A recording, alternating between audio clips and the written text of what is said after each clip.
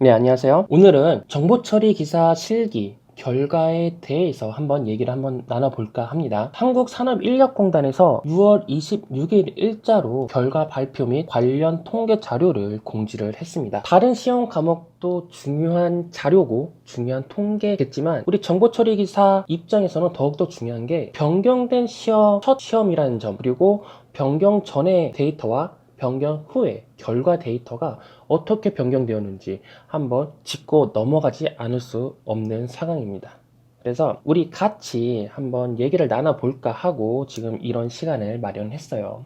그리고 우리가 앞으로 어떻게 시험 준비를 해야 되는지, 그리고 어떻게 공부를 해야지 가장 효과적인 학습 방법인지에 대해서 한번 얘기를 나눠볼까 합니다. 그 첫 번째 시간으로 시험 흐름 분석이라는 부분을 한번 만들어 봤습니다. 시험 흐름 분석이라는 거는 우리 큐넷에서 발표된 데이터, 통계 데이터를 가지고 우리 정보처리 기사의 결과에 대해서 한번 얘기를 나눠볼까 합니다. 우리 변경된 시험에서 첫 번째 데이터가 어떻게 나왔는지 한번 보자고요.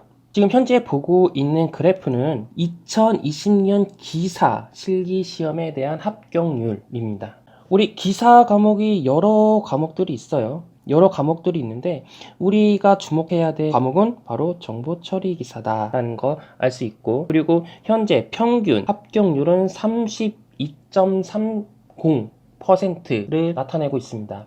이 32.3%라는 거는 우리 한국산업인력공단에서 주관하는 기사 시험의 평균 합격률을 나타내는데, 우리 정보처리 기사를 한번 보자고요. 우리 정보처리 기사는 어디 있죠? 여기 있습니다. 여기. 지금 이게 약 5% 정도 돼요. 합격률이 상당히 많이 낮아진 수치라고 말씀드릴 수 있을 것 같아요. 우리 정보처리 기사 실기 합격률은 우리 항상 기사 실기 합격률인 32.3%를 항상 상회했던 그런 시험입니다. 그럼에도 불구하고 최근 시험에서는 5%라는 합격률로 아주 저조한 성적을 보여주고 있다. 가장 큰 원인은 이번 제1회 정보처리 기사 실기 시험이 변경된 과목으로 시행되지 않은 필기 합격자들이 응시한 케이스다. 그렇기 때문에 다소 기합격자들을 대상으로 한 시험에서 실기 시험에 변화된 형태에 대한 적응이 좀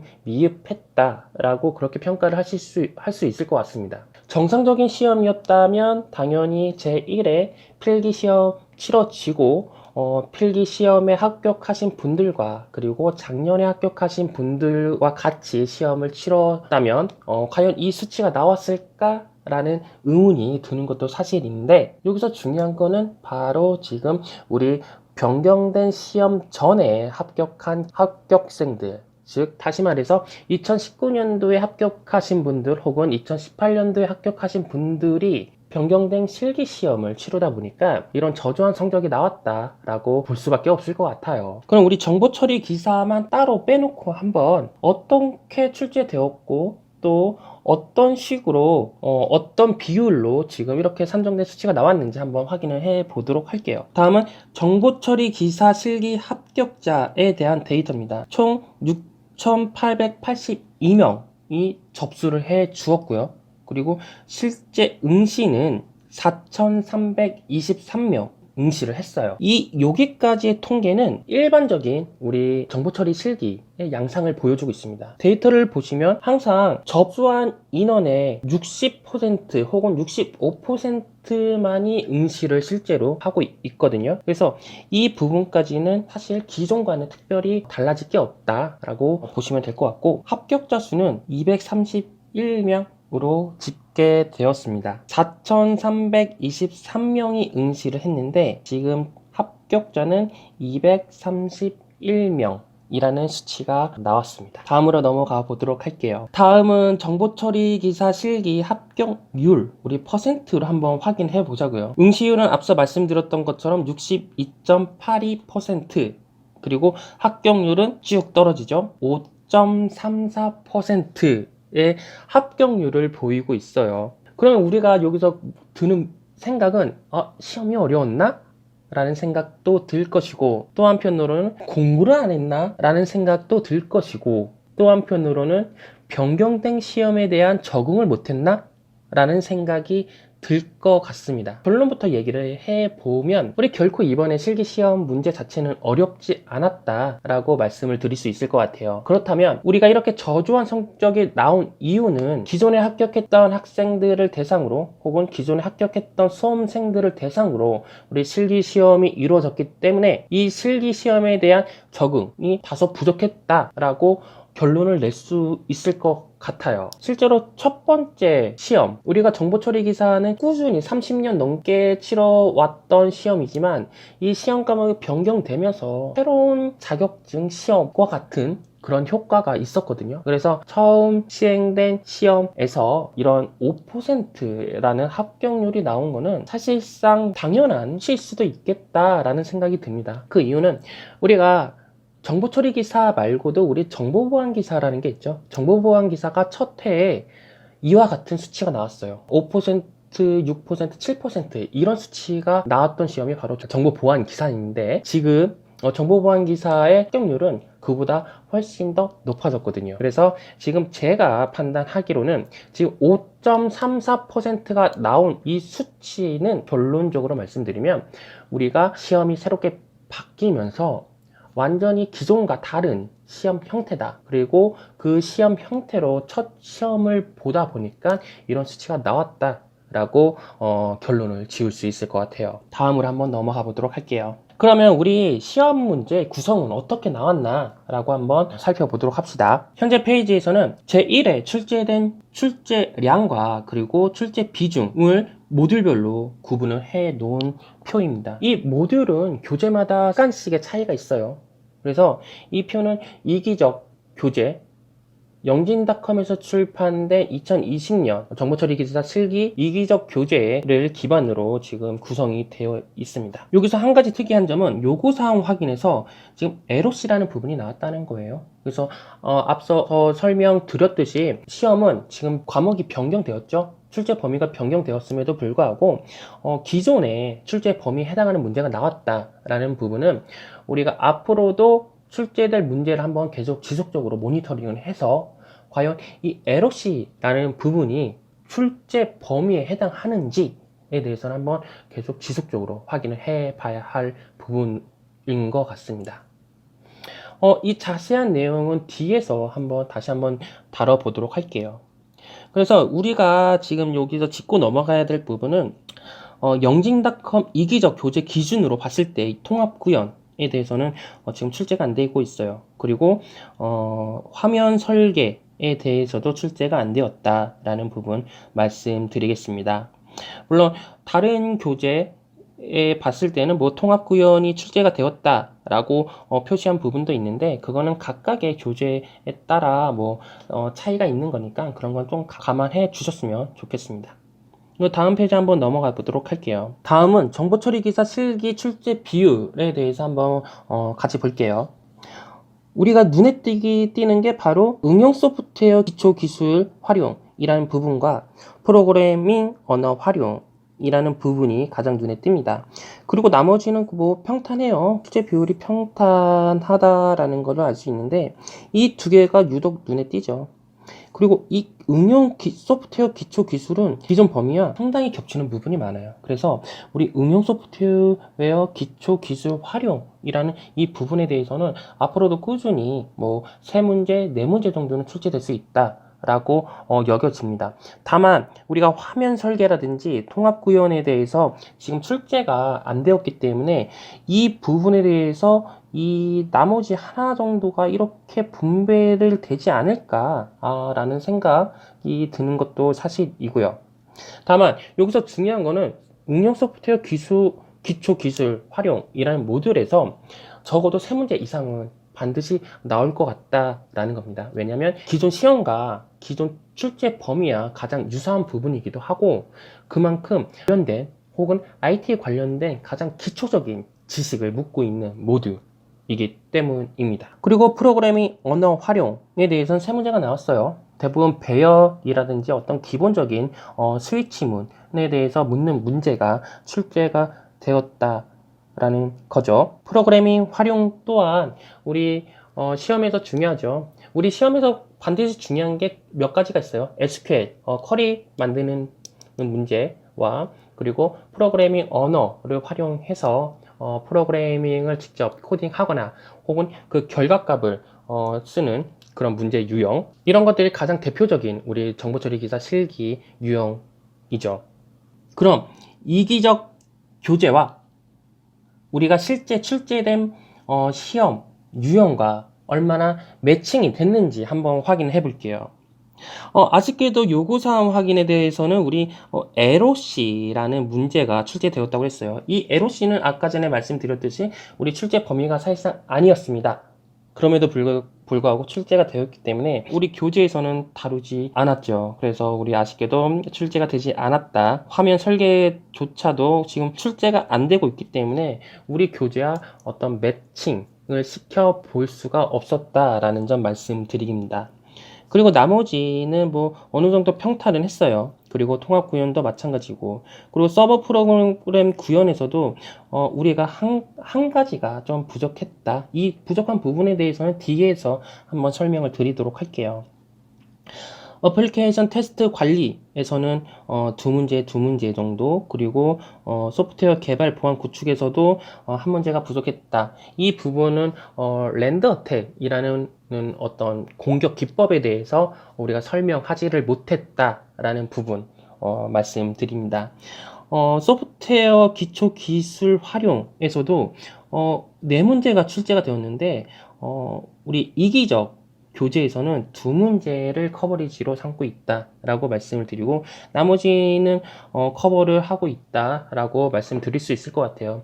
그래서 우리가 자체적으로 분석해 본 결과 우리 정보처리 기사 실기 교재 커버리지는 총 75%로 문항수는 총 15문항이 출제되었습니다. 그리고 나머지 25%에 해당하는 내용은 우리 합격 커뮤니티가 있죠. 우리 합격 커뮤니티를 통해서 지속적으로 자료를 제공할 예정입니다.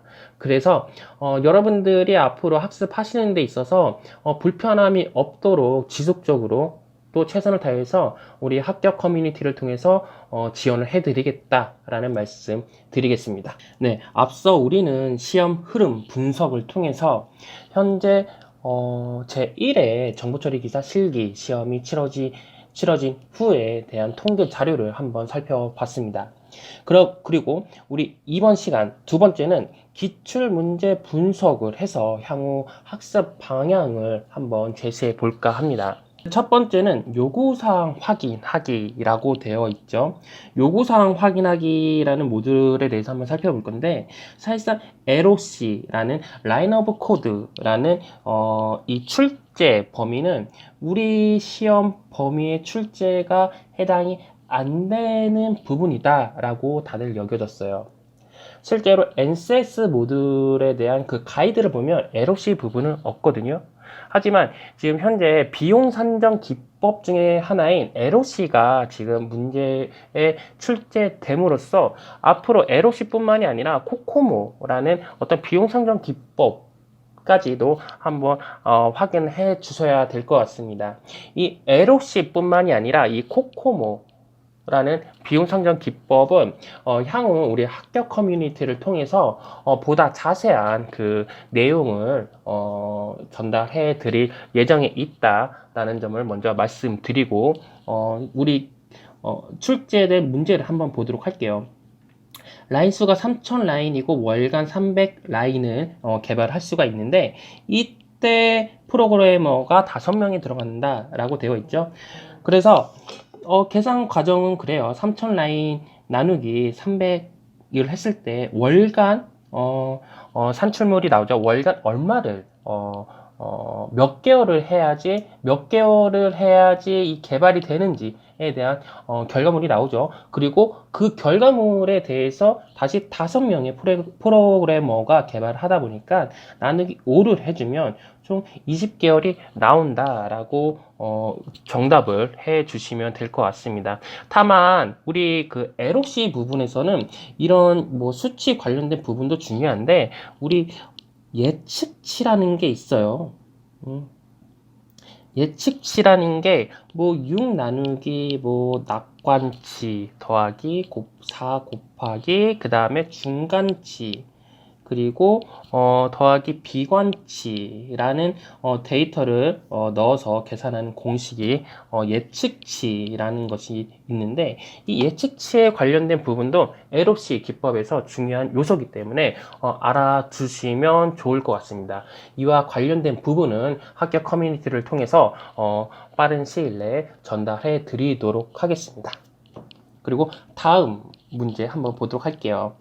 화면 설계 모듈에서는 출제가 되지 않았습니다. 다만 우리가 다음 시험을 준비하면서 UI 설계 원칙에 대한 개념과 그리고 품질에 대한 어떤 서로 상호 간의 그 관계에 대해서 한번 알아주셨으면 좋겠어요.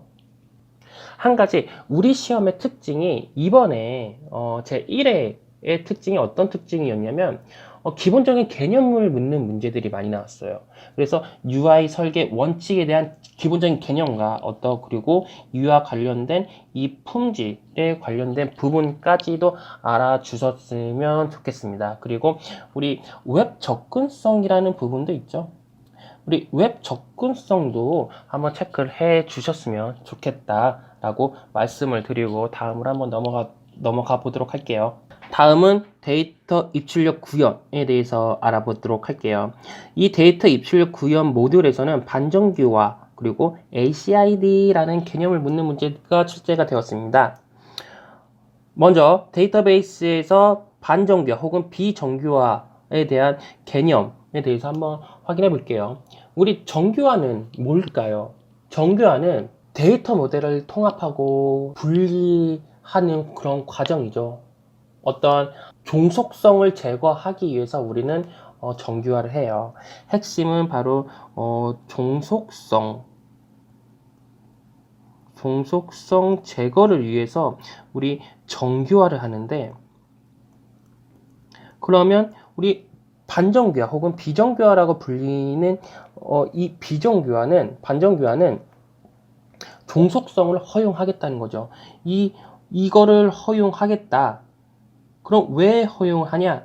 바로 퍼포먼스 측면에서. 퍼포먼스는 우리 IT에서 속도 측면에서 뭔가 퍼포먼스를 내기 위해서 이런 종속성 제거를 종속성을 허용하는 게 바로 반정규화의 개념이다라고 보시면 될 것 같아요.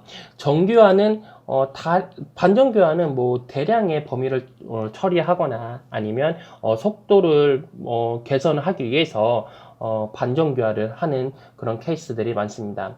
왜 여기서 속도 얘기를 하냐면, 결국에는 종속성을 제거한다는 거는 하나의 테이블을 쪼갠다는 얘기예요. 여러 테이블로 나눠서 뭔가 체계적으로 관리를 하겠다. 그리고 중복된 데이터를 없애겠다라는 건데, 우리가 데이터를 출력할 때 우리 셀렉트 문을 많이 사용하잖아요. 셀렉트 땡땡땡땡 from 테이블 이렇게 사용을 많이 하는데, 그 과정 속에서 테이블과 테이블을 조인하는 과정이 많이 필요하죠. 그러다 보면 속도 측면에서 떨어질 수밖에 없다. 그래서 반정교화를 하는 가장 주된 이유는 바로 속도 향상에 있다라고 보시면 됩니다.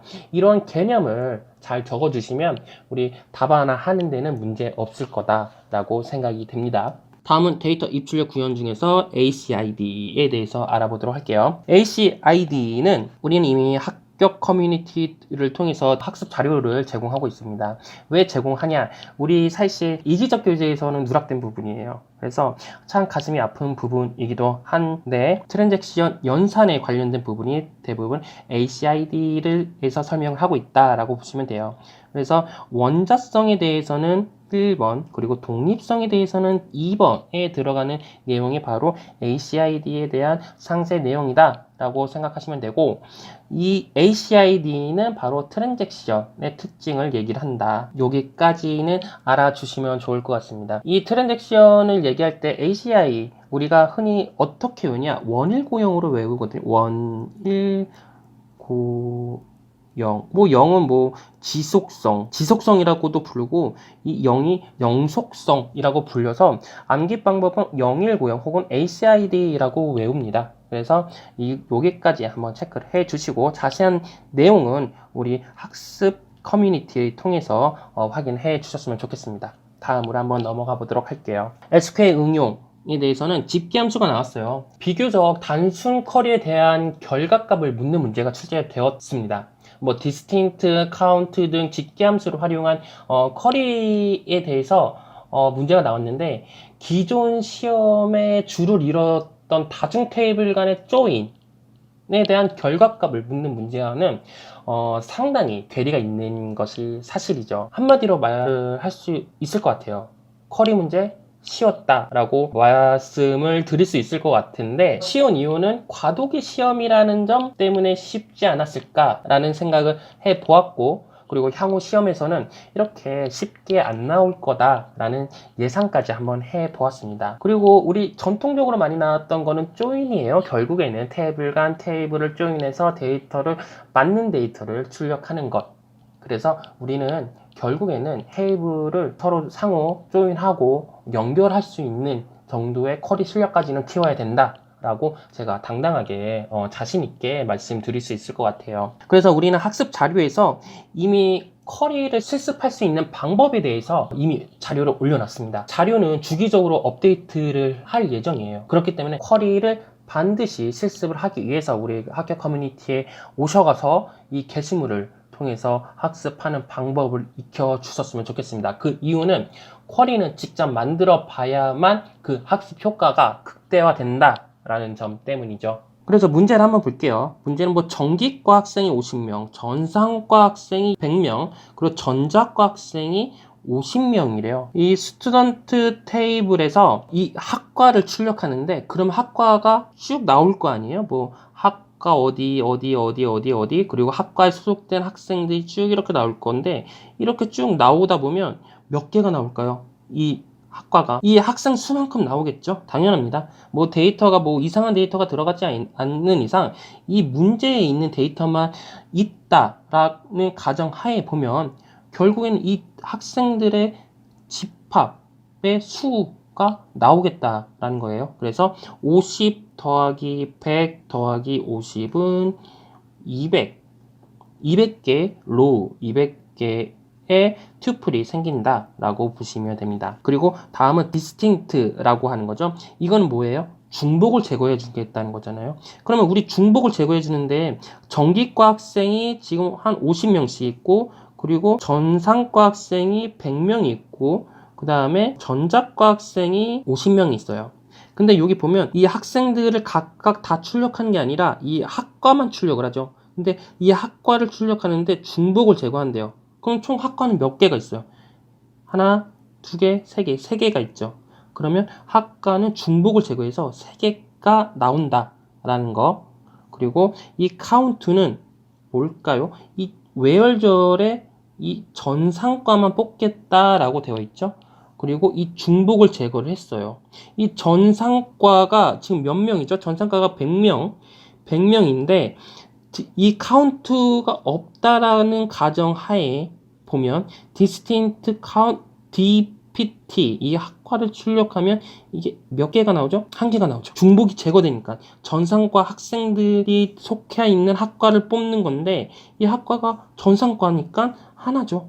다른 과가 안 나오니까. 그리고 이거에 대한 카운트를 또 했어요. 카운트를 하면 여기서 1이 나온다 라고 보시면 됩니다. 그러면 만약에 여기서 이 distinct가 없다라고 가정하면 몇 개가 나와요? 100개가 나오겠죠? 그러면 카운트도 당연히 100개가 되고. 그래서 우리 이 시험 문제는, 쿼리 문제는 정말 쉬웠다라고 말씀을 드릴 수 있을 것 같고, 관련된 내용은 지금 이기적 교재에서도 살펴볼 수 있을 거고, 그리고 학습 자료를 통해서 학습을 해 주시면 좋을 것 같습니다. 이 학습 방법은 학습할 수 있는 사이트를 연결시켜 드릴 거예요. 그 사이트에서 실제로 쿼리를 작성해 볼 수 있는 문제 10문제에서 12문제 정도를 제가 게시판에 올려놨거든요. 그 게시판에 대해서 그 게시판에 있는 문제를 한번 접속한 그 사이트에서 실제로 실습을 해보고 작성한 쿼리를 댓글로 달아주세요. 그러면 제가 혹은 저희 DB 관련된 부분을 저서 작성해주신 우리 그 선생님께서 직접 코멘트 혹은 잘못된 부분이 있으면 한 번 정도 코멘트 정도는 달아주실 예정이고요. 그리고 다른 사람이 구현한 그 쿼리문과 내가 구현한 쿼리문 상호 비교할 수 있는 방법이니까 한번 들어와서 실습을 해 주셨으면 좋겠습니다. 그럼 다음으로 넘어가 보도록 할게요. 다음은 프로그래밍 언어 활용에 대해서 문제가 나왔네요. 뭐 스위치하고 배열 문제가 나와 있는데 우리 이기적 교재에서도 많이 나와 있어요. 그래서 이 문제에 대해서는 따로 작성하지 않았습니다. 왜냐하면 너무 길어요. 너무 길기도 하고, 그리고 이미 교재에도 많이 다뤘던 문제고 실제로 예상 문제에서도 배열 관련된 문제는 출제가 되어 있었거든요. 그래서 그 문제를 확인해 주시고, 다만 프로그래밍에 대해서 학습하는 방법을 잘 모르시는 분들이 아직 많은 것 같아요. 우리 전공자분들은 이미 뭐 프로그램 실습도 해보고 졸업작품도 한번 출제를 위해서 실제로 개발도 해보고 그렇겠지만, 우리 비전공자분들은 반드시 실습을 해 주셔야 돼요. 그래서 제가 고민을 많이 했습니다. 그래서 어떻게 하면 실습을 할 수 있을까? 실제로 자바나 C나 이런 프로그램을 내 컴퓨터에다 깔아서 설치를 하고 그런 과정을 일일이 다 설명을 해야 되나? 라고 고민을 많이 했는데, 그렇게 하다 보면 정말 힘들어요. 중도에 포기하게 될 거예요. 설치하는 과정도 만만치 않거든요. 그래서 지금 학습 사이트를 제가 하나 밑에다가 달아놨습니다. 이 학습 사이트를 통해서 교재에 있는 실습을 한번 해 주셨으면 좋겠어요. 그리고 간혹가다 그런 분들이 있습니다. 왜 교재에는 자바만 있어요? 라고 질문하시는 분들이 있는데, 자바나 C나 문법은 동일합니다. 그래서 자바를 알면 C 문제를 풀 수 있고 C 문제를 알면 자바를 풀 수가 있어요. 정보처리 기사에서 다루는 이 프로그래밍은 생각보다 단순하고 기본적인 거를 다루고 있거든요. 뭐 if문부터 시작해서 for문, while문, switch문, 그리고 배열까지 이런 부분들이 대부분 자바하고 C하고 동일하게 사용 가능하다 라는 부분 말씀드립니다. 그래서 내가 C에 자신 있으면 C 언어로 그렇게 연습을 해 주시고, 아니야 자바에 자신 있어 라고 하시는 분은 자바를 해 주시고, 특히 우리 비전공자분들은 둘 다 할 생각 혹은 파이썬까지 다 할 생각은 하지 마세요. 그러면 시간 낭비고 너무 힘들어요. 어차피 같은 개념이라서 하나만 학습을 제대로만 해주신다면 C나 자바나 파이썬이나 다 커버가 가능합니다. 이거는 정말 제 이름을 걸고 말씀드리는 부분입니다. 그래서 시험에 빨리 합격하셔야 되잖아요. 우리 수험 기간이 길어지면 안 되니까 언어 딱 하나만 잡으시고 그거에 대해서 학습을 꾸준히 해 주셨으면 좋겠고, 그 학습하는 사이트는 그 아래 하단에 나와 있는 이 사이트를 이용해 주셨으면 합니다. 그리고 이용할 때 우리 교재에 이미 실습할 수 있는 내용들이 나와 있어요. 핵심 이론 도서 1권에 기본 문법 그런 부분이 설명되어 있는데, 그런 문법들을 실제로 한번 다 타이핑을 한번 해보세요. 그리고 결과값을 한번 도출을 해보세요. 이게 정말로 제대로 되어 있는지에 대해서 그렇게 학습을 하셔야만 우리 SQL 쿼리문 작성하는 것도 그렇고 우리 프로그래밍 하는 것도 그렇고 제대로 학습하는 거다. 그리고 SQL을 작성하는 거나 우리 개발 프로그래밍을 하는 거나 반드시 시험에 나오는 문제, 반드시 나오는 영역이니까 우리 반드시 정말 반드시 학습을 해 주셨으면 좋겠습니다. 그리고 다음으로 한번 넘어가 보도록 할게요. 다음은 프로그램 구현, 서버 프로그램 구현입니다. 우리 결합도하고 응집도는 우리 교재에서도 많이 나와 있어요. 뭐 결합도는 어떻게 해야 된다, 응집도는 어떻게 해야 된다 라는 부분, 이 기본적인 개념이니까 너무 어렵지 않았다라고 생각을 합니다. 그리고 우리 학습 동영상을 통해서도 이 결합도하고 응집도에 대해서는 많이 설명을 했어요. 그래서 이 부분은 어렵지 않게 우리 커버를 할 수 있었다라고 저는 그렇게 생각합니다. 그리고 다음 문제는 바로 펜인이죠. 펜인은 내가 한 모듈이 있으면 이 들어오는 이 부분을 얘기를 해요. 그래서 이 펜인이 2개 이상인 모듈을 모두 쓰세요 라고 했죠. 이 2개 이상은 뭐냐면 내가 이 하나의 모듈이 있으면 여기 이 들어오는 부분이 2개일 경우 우리 상위 모듈에서 들어오는 부분을 얘기를 해요. 그러면 우리 F를 한번 볼까요? F는 C에서 들어오고 D에서 들어오죠. 몇 개가 들어왔어요? 총 2개가 들어왔습니다. 그리고 H 모듈은 E에서 들어오고 F에서 들어왔어요. 총 몇 개가 들어왔죠? 2개가 들어왔어요. 그래서 답은 뭐? F, H가 답입니다. 그러면 펜인이 있으면 펜아웃도 있겠죠? 펜아웃은 뭐예요? 내가 출력하는 것, 이 모듈에서 출력하는 이 부분에 대한 내용이 바로 팬아웃이다. 그래서 팬인과 팬아웃에 대한 구분은 해 주셨으면 좋겠습니다. 그리고 우리는 팬인에 대해서 이 부분에 대해서는 어렵지 않게 우리 시험에 응할 수 있었다라고 생각이 듭니다. 그리고 다음으로 한번 넘어가 보도록 할게요. 애플리케이션 테스트에 대해서는 뭐 애플리케이션 성능에 대해서 묻는 문제야. 살충제 패러독스에 대해서 묻는 문제가 나왔죠. 살충제 패러독스는 우리 제가 강조를 했던 부분이기도 하고요. 그래서 살충제 패러독스는 뭐냐라고 했을 때 동일한 테스트 케이스로 반복적으로 실행하면 더 이상 새로운 결함을 발생할 수 없다라는 개념이 바로 살충제 패러독스라는 개념이라고 설명을 드렸던 적이 있어요. 그 살충제가 뭐예요? 우리 곤충들, 그 모기 잡는 그런 것들이 살충제라고 하죠.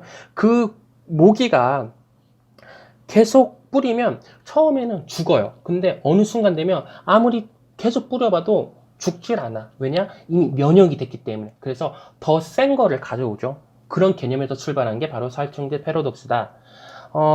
이 살충제 패러독스에 대한 개념을 익히는 데는 어렵지는 않을 것 같아요. 우리 모기를 생각을 해 주시면 면역이 된다. 우리 테스트 케이스도 면역이 돼서 지금 새로운 결함을 발견할 수 없다라는 부분입니다. 그럼 왜 면역이 되냐? 결국에는 어떤 특정 사람이 계속 테스트를 하는데 그 특정 사람이 테스트를 하는 거는 같은 케이스로 계속 반복해서 테스트를 하기 때문에 어떤 특정 사람이 계속 테스트를 하는 거는 더 이상 의미가 없다. 그래서 새로운 사람이 와서 테스트를 해야 된다라는 의미도 담고 있습니다. 그리고 다음으로 한번 넘어가 보도록 할게요. 다음은 뭐 애플리케이션 성능인데 애플리케이션 성능에 대해서는 이기적 교재에서도 잘 나와 있고 그리고 기본적으로는 알아두셔야 될 부분이에요. 뭐 처리량, 응답 시간, 경과 시간 등이 나와 있다라는 점까지 확인해 주시면 좋을 것 같습니다. 그래서 뭐 어렵지는 않을 거예요. 우리 교재 한번 확인해 주시면 잘 나와 있으니까 한번 교재를 통해서 한번 확인해 주시면 좋을 것 같습니다. 그리고 소프트웨어 개발 보안이라는 부분인데 우리 MD5라는 개념이 있어요. MD5라는 개념을 딱 묻는데 MD5는 샤 알고리즘의 대표 중에 하나죠. 그리고 이 문제가 정말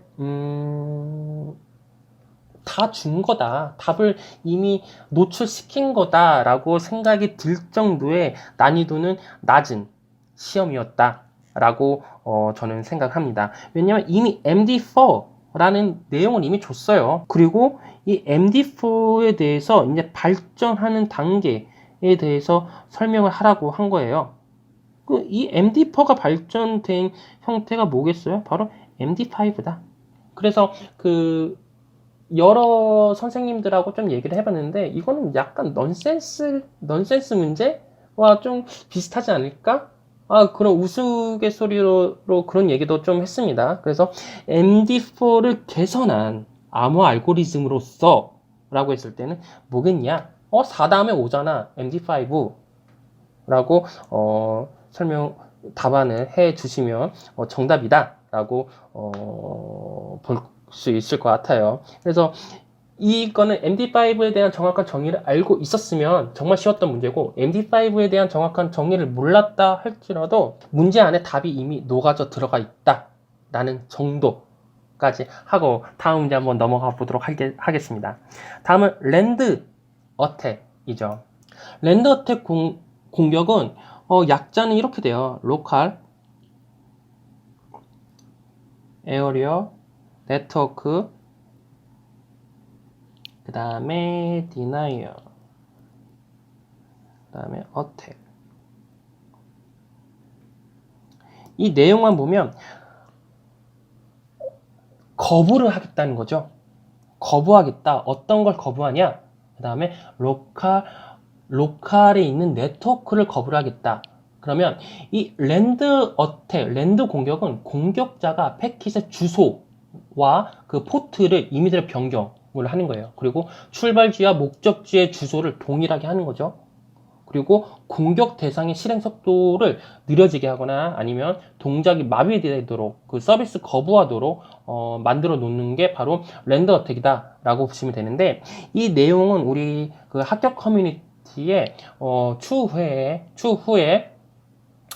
우리 담당하시는 선생님께서 잘 정리해서 올려드릴 예정입니다. 우리 담당하시는 선생님께서 그 보안 영역에 계세요. 그래서 이 렌더 어택에 대한 상세한 내용은 향후 우리 합격 커뮤니티를 통해서 우리 정의해 드리도록 하겠습니다. 그럼 다음 문제로 한번 넘어가 보도록 하죠. 다음은 응용 소프트웨어 기초 기술 활용이에요. 응용 소프트웨어 기초 기술 활용에서는 뭐 OSI 7 레이어, 그다음에 프로토콜이라는 개념, 그리고 HRM, 그다음 데이터 마이닝이라고 나와 있는데, HRM과 데이터 마이닝에는 우리 이기적에서는 사실 누락된 부분입니다. 그래서 결론적부터 말씀드리면 우리 합격 커뮤니티에 이미 올라가 있는 내용이다. 그래서 합격 커뮤니티를 통해서 제공을 해드리고 있다라는 점 말씀드리고, 그 다음에 우리 OSI 7 레이어 계층에 대해서 한번 알아볼게요. OSI 7 레이어는 저는 이렇게 외운다고 했어요. PDNTS 파라고 외운다고 했죠. 여기는 물리계층, 데이터, 네트워크, 전송계층, 세션계층, 그 다음에 프리젠테이션, 표현계층, 그 다음에 어플리케이션 계층, 이렇게 외운다라고 제가 말씀드렸던 기억이 있습니다. 그래서 이 부분만 좀 기억해 주신다면 뭐 쉽게 물리계층이 답이었다라는 점 어렵지 않게 답안할 수 있었을 것 같다 라고 보여집니다. 다음은 프로토콜 관련된 문제입니다. 프로토콜의 기본 3요소 3가지를 쓰세요 라고 나와 있었는데, 이건 우리 교재에서도 이미 잘 나와 있어요. 그래서 구분, 의미, 시간에 대한 개념 문제 쓰는 거. 근데 이게 말은 쉬운데 사실상 암기를 해 주셔야 되는 부분이 강합니다. 그래서 암기를 해 주셨으면 쉽게 풀어나갈 수 있는 부분이고, 암기를 못했다고 그러면 어려운 문제였을 거고, 그래서 이번 시험의 특징이 대부분 이렇다. 기본적인 개념을 묻는 문제인데, 우리 기본적인 개념은 결국에는 암기였다라고 말씀드릴 수 있을 것 같습니다. 그리고 HRN이라든지 데이터 마이닝에 대한 개념에 대해서는 우리 그 학교 커뮤니티를 통해서 이미 제공해 드리고 있어요. HRN의 학교 커뮤니티 게시판을 한번 참조해 주시면 거기에 대한 예제까지 이미 구성이 되어 있으니까 한번 확인해 주시면 될 것 같습니다. 내용은 크게 어렵지 않거든요. 내용은 바로 이 대기 시간과 서비스 시간, 그리고 서비스 시간을 나누는 이 공식만 암기해 주시면 되는데, 우리 학교 커뮤니티에는 이보다 더욱더 자세하게 설명이 되어 있고 예제도 있다 말씀드리면서, 다음 데이터 마이닝에 대해서 한번 볼게요. 데이터 마이닝은 데이터 웨어하우스에 저장된 데이터 집합, 그리고 정보를 발견하기 이해하는 기법이라는 거 알아주시고, 그 다음에 데이터 마이닝에 대한 기본적인 개념에 대한 구조는 지금 우리 학교 커뮤니티에 올라가 있다.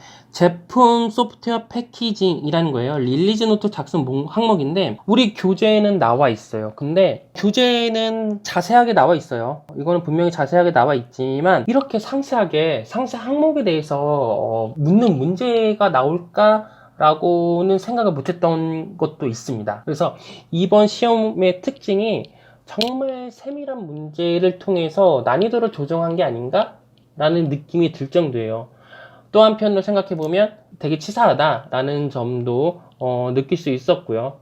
하지만 그럼에도 불구하고 이번에 시험이 과도기적인 성격이 좀 강하다라는 측면을 봤을 때는 출제위원 입장에서는 어쩔 수 없이 이런 문제를 낼 수밖에 없었다라는 생각도 들기도 합니다. 그래서 우리 세부적으로는 뭐 머릿말이 정답이긴 한데 너무나 세부적으로 들어갔다. 그래서 이미 이렇게 기출 문제가 나와 있으니 앞으로 문제 또한 이렇게 세밀하게 묻는 문제가 나올 수가 있다라는 점 말씀드리겠습니다. 참 안타깝죠. 그래서 좀 큰 그림을 보고 문제를 출제했으면 좋겠는데, 어떤 그 큰 그림보다는 어떤 뭐 세부 항목이 무엇이냐, 그 작성 항목이 무엇이냐라고 내는 문제는 좀 제 개인적으로도 예상을 못했지만 한편으로는 좀 아쉽다, 문제가.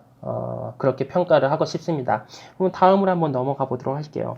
다음은 뭐 인터페이스 구현에 대해서는 XML이라든지 JSON에 대해서 묻는 문제인데, 이건 또 뭐 어렵지 않았던 것 같아요. 그래서 뭐 이미 다 문제 다 답이 있어요. 뭐 HTML 문법 호환, 그리고 SGLML의 복잡함을 해결하기 위해서 개발되었다. 그리고 다른 목적의 마크업 언어다. 그리고 유니코드 기반으로 다국어를 지원한다. 바로 XML이죠. 이건 우리 교재에서도 많이 나왔어요. 그래서 XML을 묻는 문제는 어렵지 않았다. 먼저 말씀드리고 JSON으로 한번 넘어가 볼게요. JSON의 특징은 바로 키하고 밸류로 구성되어 있다는 거죠. 키 속성값으로 구성되어 있다라는 거. 이것만 봐도 이제 이거는 제이슨에 대해서 묻는 건데 라고 1차적으로 유출할 수 있었고, 그 다음에 AJAX에서 XML을 대체해서 사용하고 있다 라고 했을 때 이거 제이슨이잖아 라고 답안을 할 수 있었다 라는 점 말씀드릴 수 있을 것 같아요.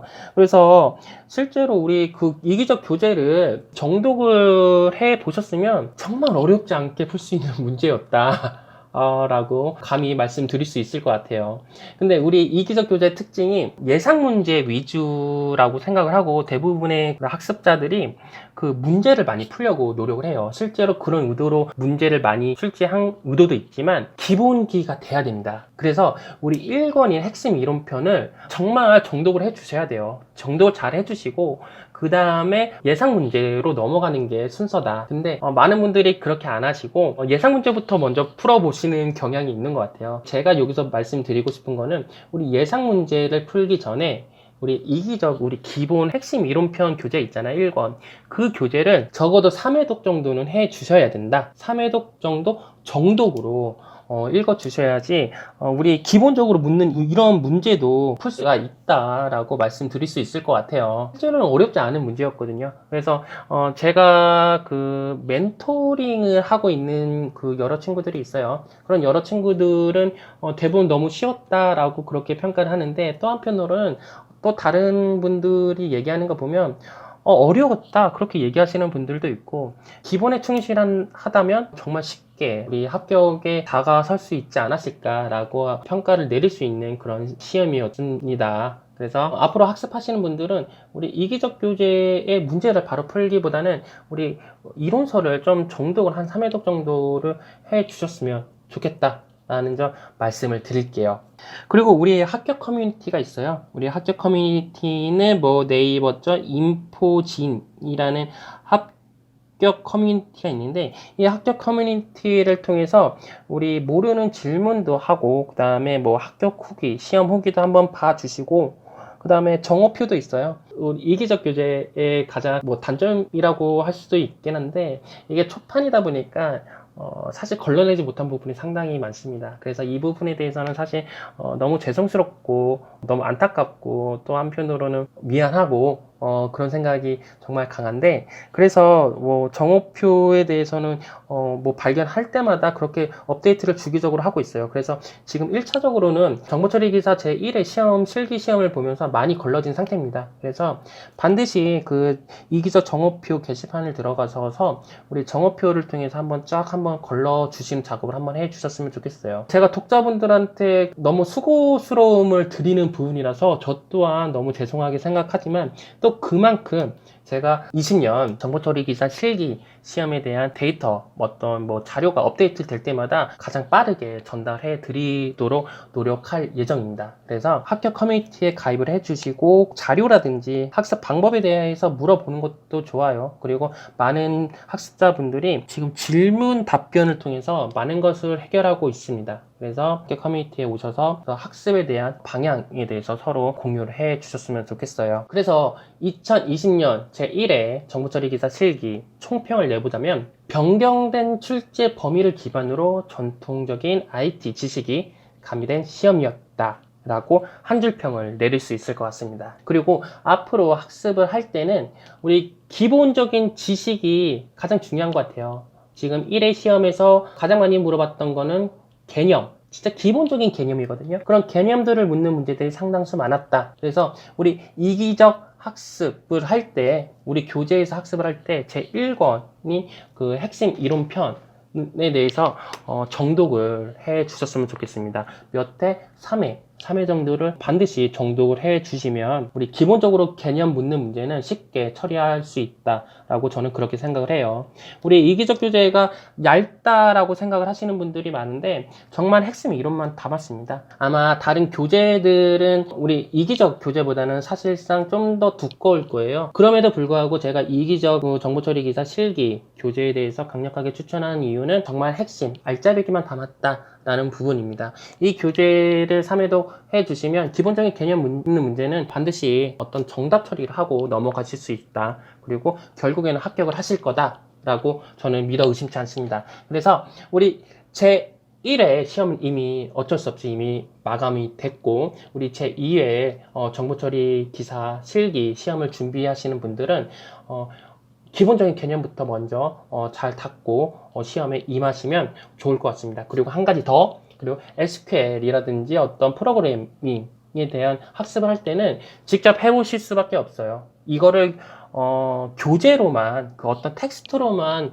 우리가 시험을 커버할 수가 없어요. 반드시 해보셔야 됩니다. 특히 SQL 같은 경우는 앞으로도 두세 문제는 더 나올 거예요. 지금은 한 문제만 나왔지만 앞으로 한 문제, 두 문제 정도는 충분히 나올 수 있는 부분이다. 지금 프로그래밍도 제1회에서는 세 문제가 나왔죠. 그리고 그 프로그래밍은 자신이 가장 자신 있어 하는 언어를 통해서 뭐 자바든 C든 파이썬이든 딱 하나만 고르세요. 하나만 고르고 그거에 대해서 계속 연습을 하시면 C나 자바나 파이썬이나 그 활용하는 방법은 같습니다. 그래서 크게 어렵지 않게 우리 정보처리 기사 실기를 합격하는데 문제가 없을 것이다 라는 말씀 드리면서 지금 정보처리 기사 제1회 실기에 대한 평가 그리고 앞으로 학습 방법에 대해서 얘기를 해 보았습니다. 우리 준비 잘 하시고 정보처리 기사 제2회 실기 시험에서는 좋은 성과가 있었으면 좋겠습니다. 감사합니다.